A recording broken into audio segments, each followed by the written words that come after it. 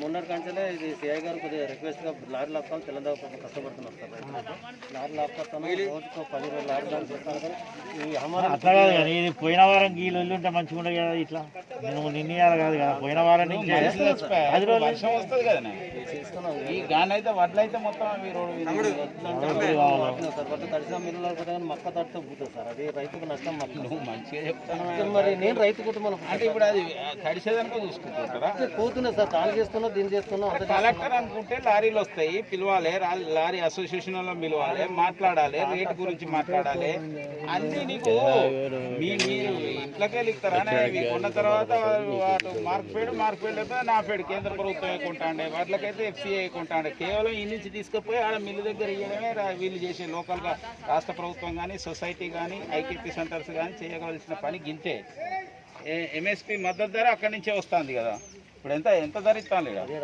1760 ఇస్తాను అది 1835 వాటికి ఏ గ్రేడ్ అంటే సి గ్రేడ్ అంటే 18 సరే 20 రూపాయలు తేడా కానీ ఈ పని కూడా చేయకపోతే ఎట్లా అంటున్నా ఇప్పుడు ఇలా రోహిణి వచ్చిందా నీకు వర్షాలు పడే రోజులు వచ్చినాయా లేవా మరి వర్షం పడితే ఏం పరిస్థితి చెప్పు ఎటు పోయి రైతుదే అంత కింద మీద ఉన్నది మణికంఠ మిల్లు నాకు వద్దు ఉంటున్నారు సార్ క్యాడీ నాకు వద్దు అవసరం లేదు నాకు అయిపోయింది నేను అయిపోయింది అంటున్నారు ఇది శనివారం కాడ నాకు వద్దు నాకు లారీ పంపకాలు అంటున్నారు సార్ మన గోడౌన్స్ లో పెట్టాలి క్యాడీ సార్ ప్యాడీదే నేను అన్నది ప్యాడీదే గోడౌన్స్ లో పెట్టాలి లేకపోతే ఫంక్షన్ హాల్ మాట్లాడుతూ ఉంటాను కదా ఫంక్షన్ హాల్ అన్ని ఖాళీ ఉన్నాయి పెళ్లిళ్ళు అయితే లేవు కదా అరే గవర్నమెంట్ తలుచుకుంటే ఏదైనా వేయొచ్చా కేసీఆర్ చెప్తలేడా నేను 30,000 కోట్లు ఎడబెట్టిండు ఎవరి దగ్గర పెట్టిండు చెప్పు 30,000 కోట్లు పైసలు ఉంటే అరే మొత్తం ఇవి మరి అంటే ఇప్పుడు అక్కడ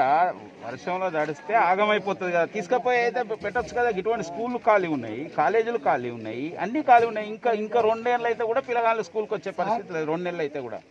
నమస్తే నేను ఒక డైరెక్టర్ గా మాట్లాడతాను. చెప్పు 30,000 కోట్లు అక్కడ పెట్టినట్టు కదా ఇక్కడ వచ్చి రైతుల సమావేశం కాదు ఈ మార్కెట్ ను వడ్లను తీసుకుపోయి పెట్టి ఏర్పాటు మీరు అక్కడ మాట్లాడచ్చు కదా నువ్వు ఇట్రా ఏ సొసైటీ